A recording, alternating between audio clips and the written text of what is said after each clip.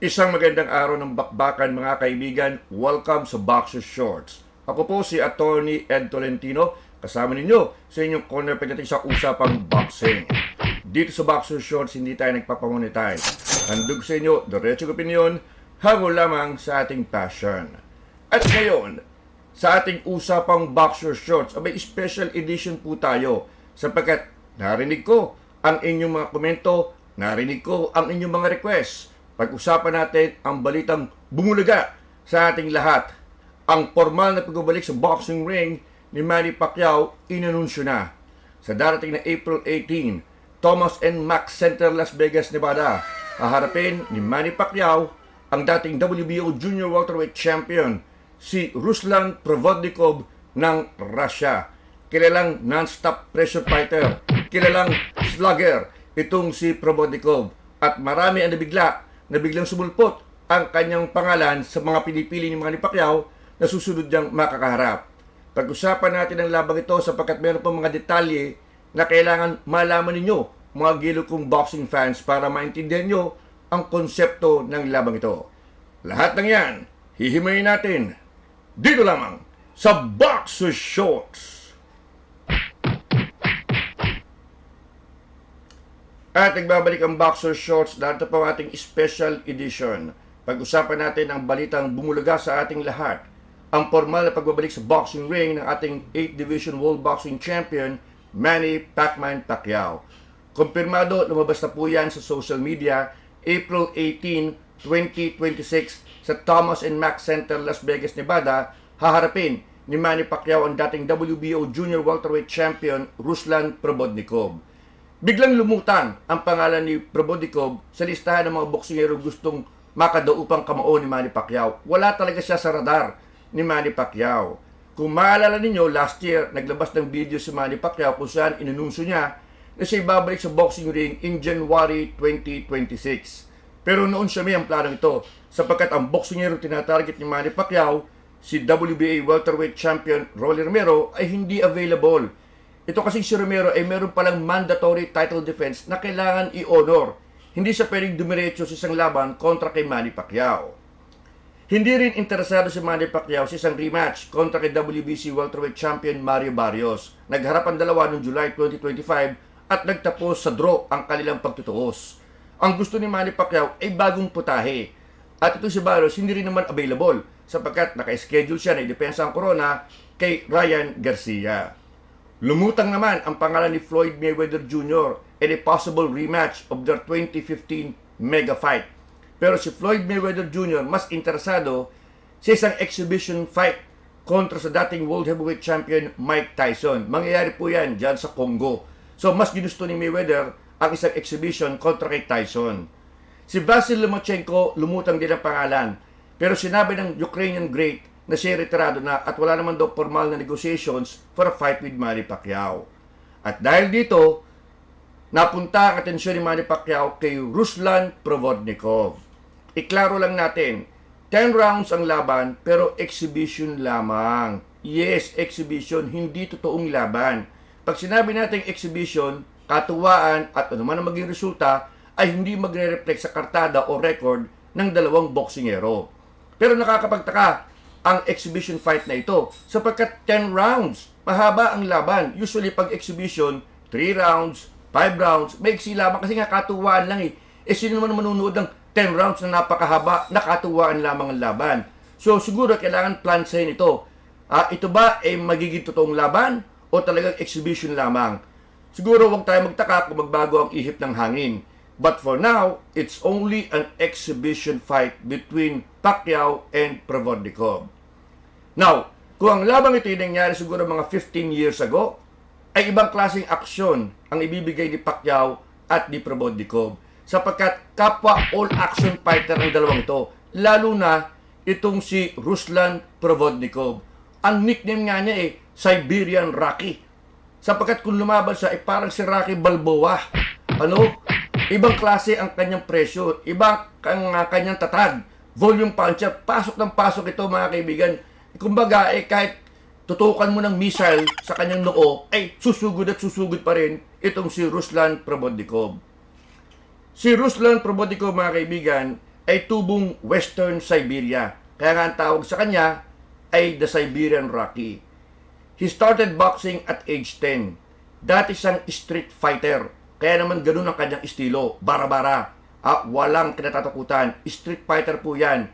And then eventually he turned to amateur boxing, figured in around 130 or 150 amateur fights. Lumaban si Probodikov sa pro boxing from 2006 until 2016. So, ngayon ay 2026 na. 10 taon nang hindi lumalaban si Ruslan Probodikov.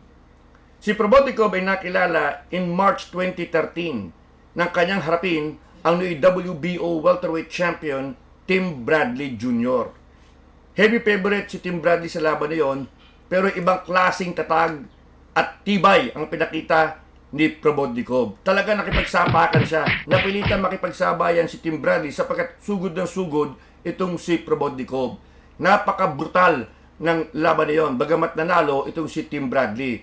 Inamin ni Tim Bradley na nagkaroon siya ng concussion doon sa labang yon. Medyo nagkaroon ng problema sa kanyang ulo. At ito'y nag-contribute sa eventual retirement ni Tim Bradley. Kumbaga inisip down the road ni Tim Bradley na talagang brutal ang boxing. Ito nagbukas sa kanyang mata sa brutality ng boxing. Ito naging laban niya dito kay Ruslan Probodikov. Now, after this fight, mga kaibigan, bumaba sa junior welterweight o 140-pound division itong si Probodikov at nasungkit niya yung WBO junior welterweight title kontra kay Mike Alvarado. All-action fight din ang laban na yun, pero nanaig si Probodikov. Sandali lang hinawakan ni Probodikov ang titulo. By 2014, he was already an ex-world champion, losing to Chris Algieri. And then in 2016, he finally retired after losing to John Molina Jr. Si Probodikov, mga kaibigan, ay may record na 25 na panalo, 5 talo, 18 by knockouts. In 2016, he had lost 4 of his last 7 fights, kaya napilitan na siyang magretiro. So, anong ginagawa ni Probodikov in the last 10 years between 2016 and 2026? 2026, yan po ang tagal na hindi siya lumalaban. He was into politics. Pumasok po siya sa politika dyan sa Russia. Siya ay membro ng Team Putin. Ito yung gabinete ni Presidente Vladimir Putin ng Russia. Nag-serve siya as deputy o parang congressman sa isang autonomous region dyan sa Russia. At ang kanyang trabaho is to look after the welfare, the communities of some indigenous people. So ganyan po ang naging trabaho, pumasok sa politika itong si Ruslan Probodikov matapos ang kanyang karera sa boxing.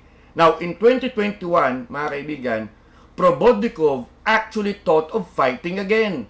Nag-contemplate siya ng comeback, but for some reason, hindi natuloy sapagkat masyado siyang preoccupied sa politika. So ngayon, ay merong sapat na panahon si Probodikov at pumayag siya na magbalik kontra kay Manny Pacquiao. So ayan po ang sitwasyon dito, mga kaibigan. 10 taon nang hindi lumalaban si Probodikov. He is already into politics. Para si Manny Pacquiao din, na-involved din sa politics. At ngayon, magbabalik siya sa boxing ring. Pero pag tininan nyo ang kanilang edad, mga kaibigan, 42 years old lang si Probodikov. Mas matanda pa rin itong si Manny Pacquiao at age 47. So kahit na magbabalik siya, si Pacquiao pa rin ang mas senior dito kay Probodikov, kahit na magkakambak itong si Probodikov sa boxing. Again, inuulit ko, this is only an exhibition fight. Although mahaba ang schedule, 10 rounds, this is very long for an exhibition fight. This could be boring sapagkat napakahaba tapos katuwaan lang.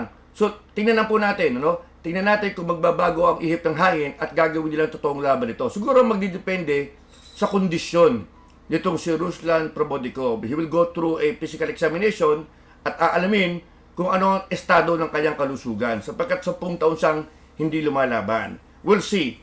But for now, mga kaibigan, it's only an exhibition fight. Katuwaan at anong man ang resulta, hindi magre-reflect sa record ng mga boksingero. Ang tingin ko dito, gagamitin ni Manny Pacquiao ito para to stay sharp habang hinihintay niya yung mga big-time boxers na magiging available.